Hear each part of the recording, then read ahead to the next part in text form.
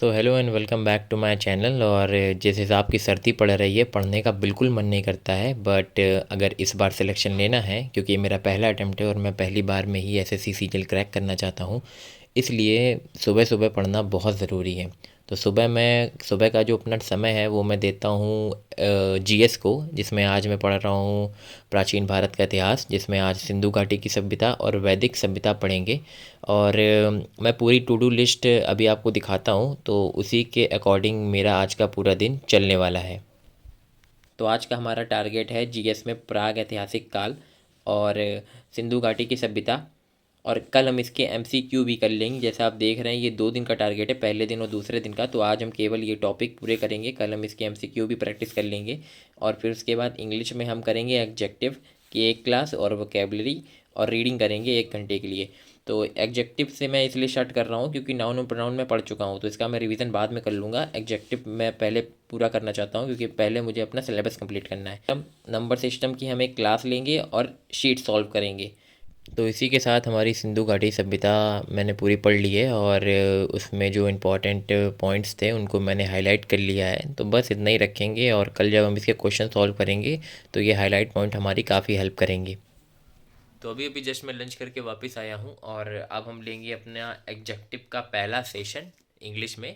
और फ़ोन को लगाते हैं स्टैंड पे और शुरू करते हैं। और जो मैं क्लास है वो मैं लूँगा बेड पे बैठ के लूँगा आराम से। ये मैंने फोल्डिंग टेबल अपनी खोल ली है, बस यहीं बैठकर मैं अपनी क्लास लूँगा, और क्लास के बाद मिलते हैं।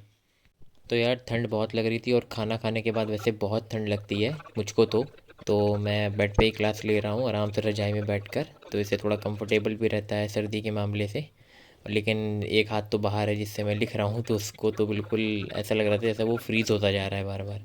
तो फ़िलहाल जैसे तैसे हमारी 2 घंटे की क्लास हुई पूरी, और अब मैं दिखाता हूँ आपको अपने नोट्स। तो यार ग्रामर के नोट्स जो है मैं हैंड रिटन बना रहा हूँ आप देख सकते हो।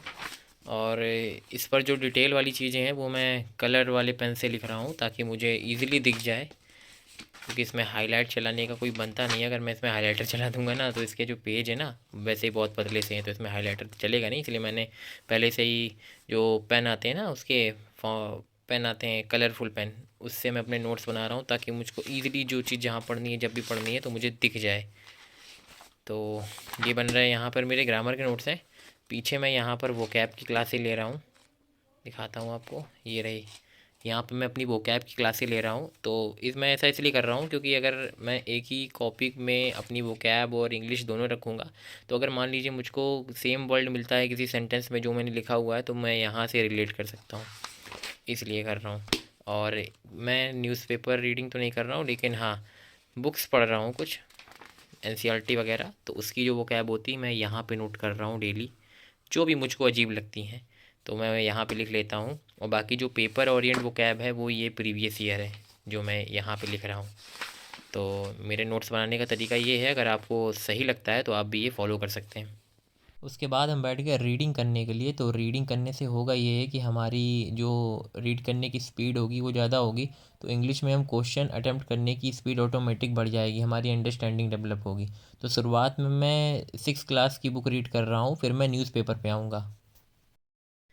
तो मैथ में हम सिंपल सा काम करने वाले हैं। आज मैथ की हमारी क्लास हो चुकी है पूरी, और नंबर सिस्टम हम रिवाइज करेंगे। नंबर सिस्टम की मैंने क्लास कल पूरी कर ली थी, आज हम उसका रिवीजन करेंगे। रिवीजन करने के बाद आज और कल में 2 दिन के अंदर हमें ये चारों शीट निपटानी है। इसमें अप्रॉक्स 300 के आसपास क्वेश्चंस होंगे। तो ये चारों सीट नंबर सिस्टम की है। ये ख़त्म करने के बाद फिर हम जाएंगे नंबर सिस्टम का मॉक टेस्ट कभी भी लगा लिया करेंगे फिर, क्योंकि हमारा एक बार अगर टॉपिक ख़त्म हो जाएगा तो फिर हमें उसका मल्टीपल टाइम रिवीजन भी करना है।